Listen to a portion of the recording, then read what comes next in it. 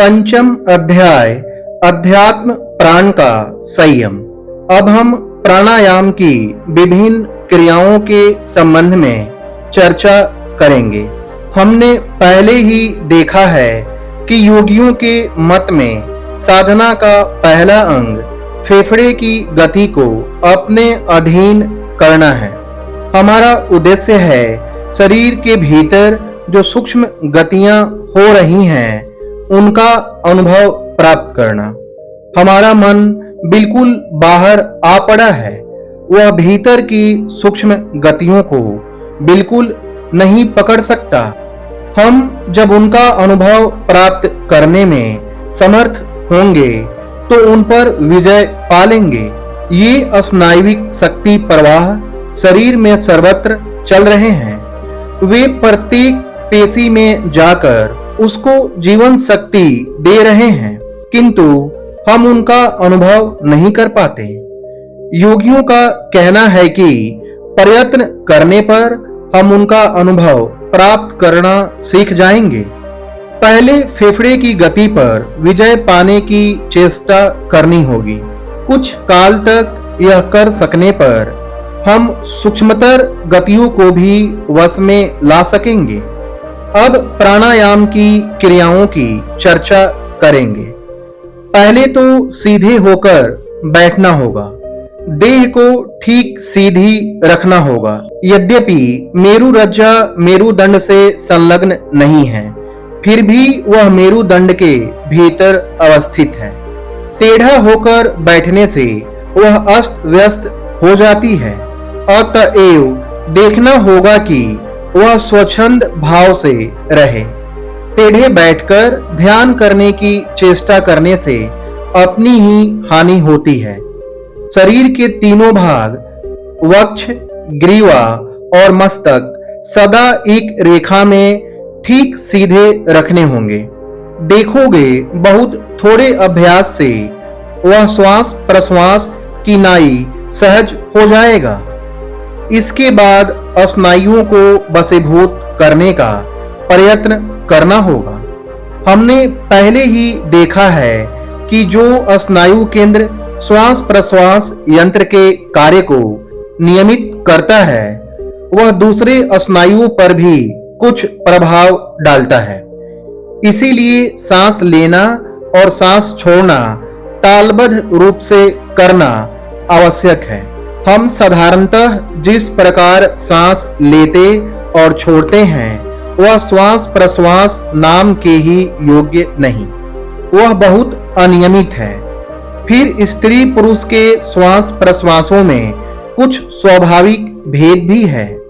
प्राणायाम साधना की पहली क्रिया यह है, भीतर निर्दिष्ट परिमाण में सांस लो और बाहर निर्दिष्ट परिमाण में सांस छोड़ो। इस प्रकार करने पर देह यंत्र का असामंजस्य भाव दूर हो जाएगा।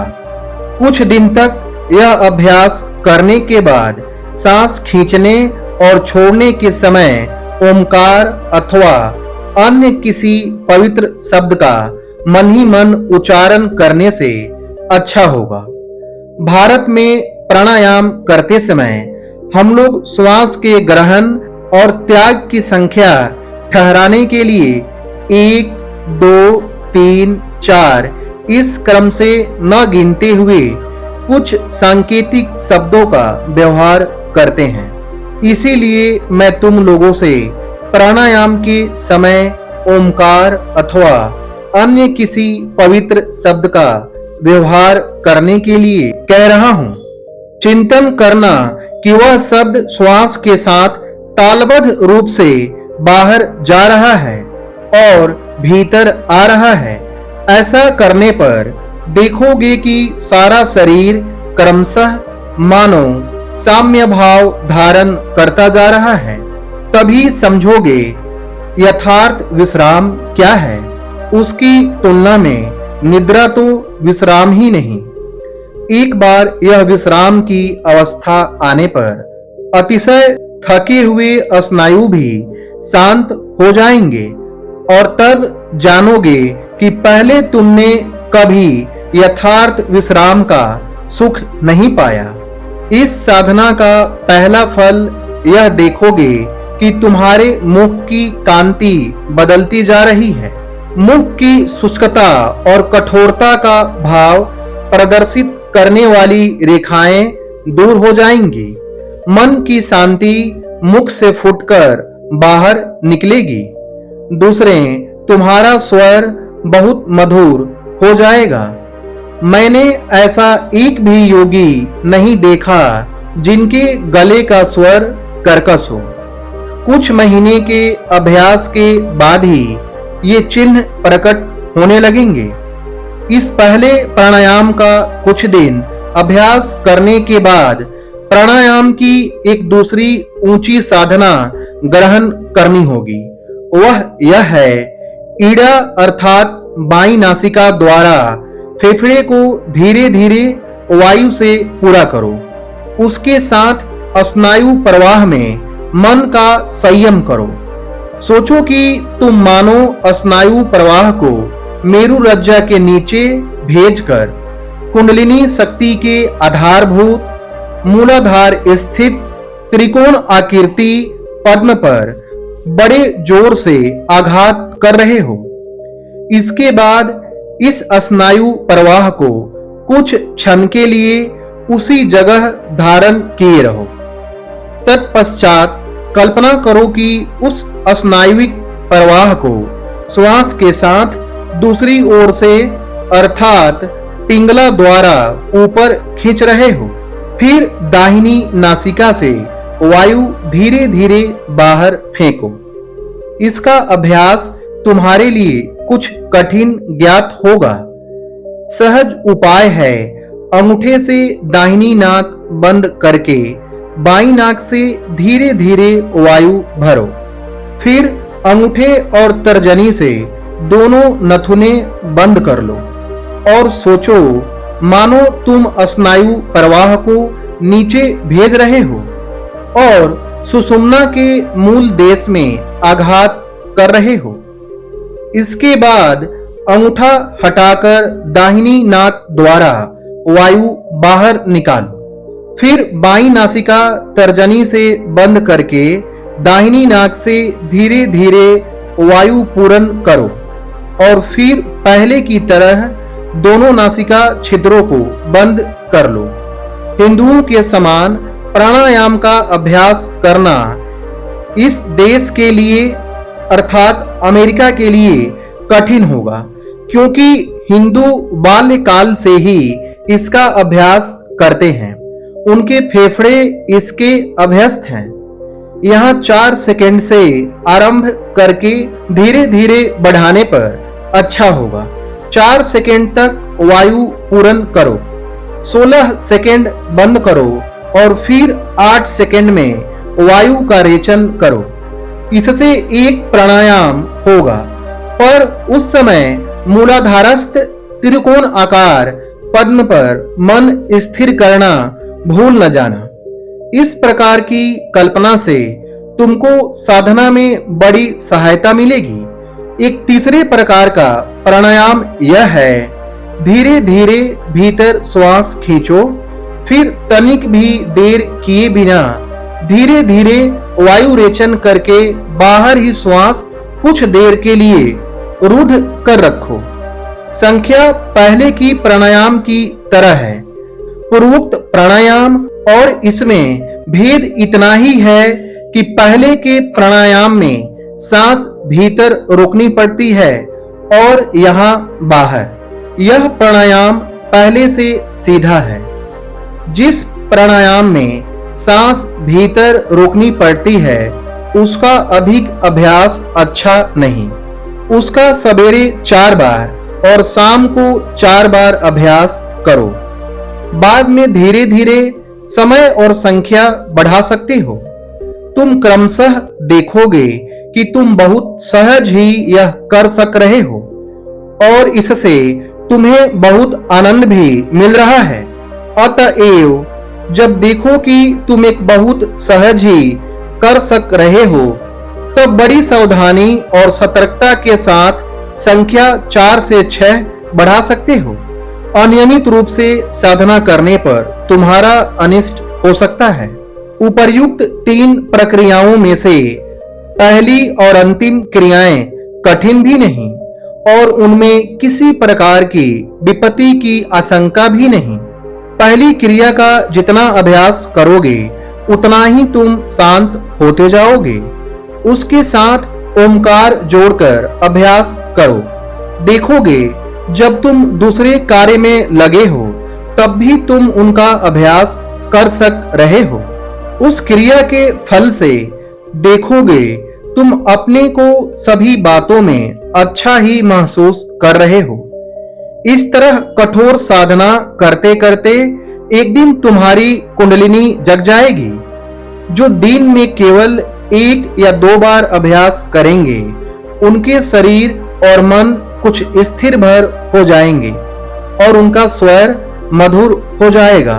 परंतु जो कमर बांधकर साधना के लिए आगे बढ़ेंगे उनकी कुंडलिनी जागृत हो जाएगी।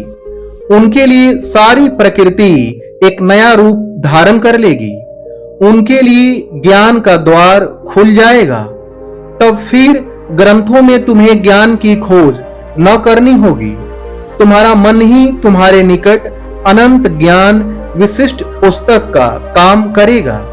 मैंने मेरुदंड के दोनों ओर से प्रवाहित ईड़ा और पिंगला नामक 2 शक्ति प्रवाहों का पहले ही उल्लेख किया है और मेरुरज्जा के बीच से जाने वाली सुषुम्ना की बात भी की है।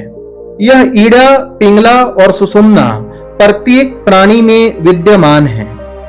जिनके मेरुदंड है उन सभी के भीतर ये 3 प्रकार की भिन्न भिन्न क्रिया प्रणालियां मौजूद हैं। परंतु योगी कहते हैं साधारण जीव में यह सुषुम्ना बंद रहती है।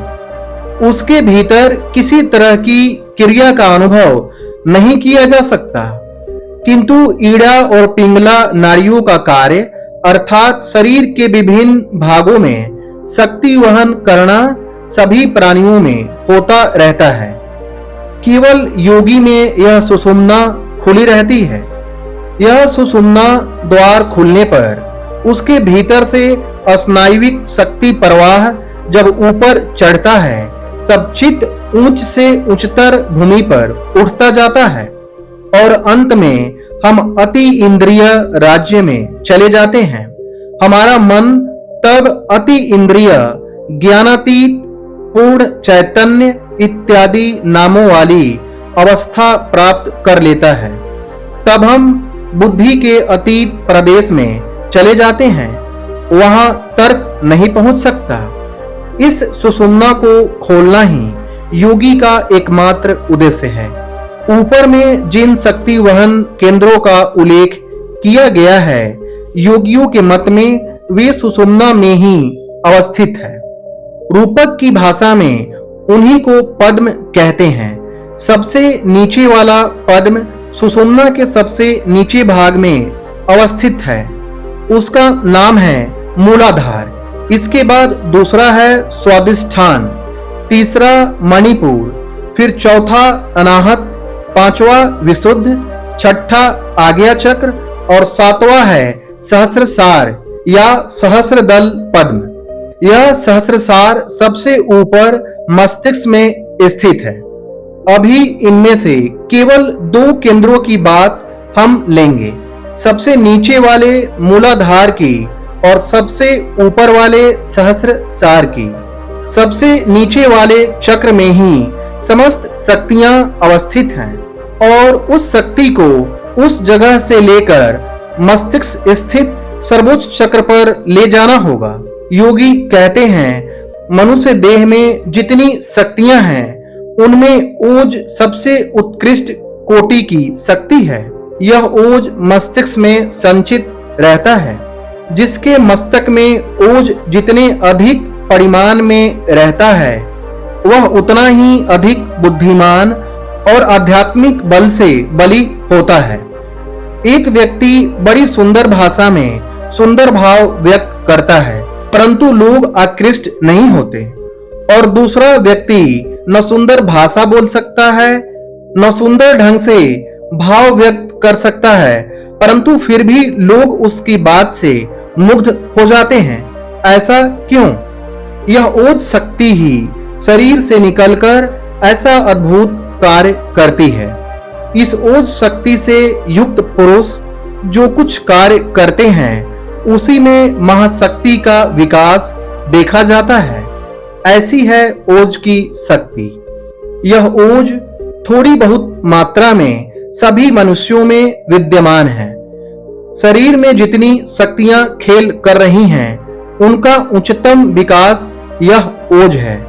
यह हमें सदा याद रखना चाहिए कि सवाल केवल परिवर्तन का है। एक ही शक्ति दूसरी शक्ति में परिणत हो जाती है। बाहरी संसार में जो शक्ति विद्युत अथवा चुंबकीय शक्ति के रूप में प्रकाशित हो रही है, वही क्रमशः आभ्यंतरिक शक्ति में परिणत हो जाएगी। आज जो शक्तियां पेशियों में कार्य कर रही है, वे ही कल ओज के रूप में परिणत हो जाएंगी। योगी कहते हैं कि मनुष्य में जो शक्ति काम क्रिया, काम चिंतन आदि रूपों में प्रकाशित हो रही है, उसका दमन करने पर वह सहज ही ओज धातु में परिणत हो जाती है। और हमारे शरीर का सबसे नीचे वाला केंद्र ही इस शक्ति का नियामक होने के कारण योगी इसकी ओर विशेष रूप से ध्यान देते हैं। वे सारी काम शक्ति को लेकर ओज धातु में परिणत करने का प्रयत्न करते हैं। कामजयी स्त्री पुरुष ही इस ओज धातु को मस्तिष्क में संचित कर सकते हैं। इसीलिए सब देशों में ब्रह्मचर्य सर्वश्रेष्ठ धर्म माना गया है। मनुष्य सहज ही अनुभव करता है कि काम को प्रश्रय देने पर सारा धर्म भाव, चरित्र बल और मानसिक तेज जाता रहता है। इसी कारण देखोगे संसार में जिन जिन संप्रदायों में बड़े बड़े धर्मवीर पैदा हुए हैं, उन सभी संप्रदायों ने ब्रह्मचर्य पर विशेष जोर दिया है। इसीलिए विवाह त्यागी सन्यासी दल की उत्पत्ति हुई है। इस ब्रह्मचर्य का पूर्ण रूप से तन मन वचन से पालन करना नितांत आवश्यक है। ब्रह्मचर्य बिना राजयोग की साधना बड़े खतरे की है, क्योंकि उससे अंत में मस्तिष्क का विषम विकार पैदा हो सकता है। यदि कोई राजयोग का अभ्यास करे और साथ ही अपवित्र जीवन यापन करे, तो वह भला किस प्रकार योगी होने की आशा कर सकता है।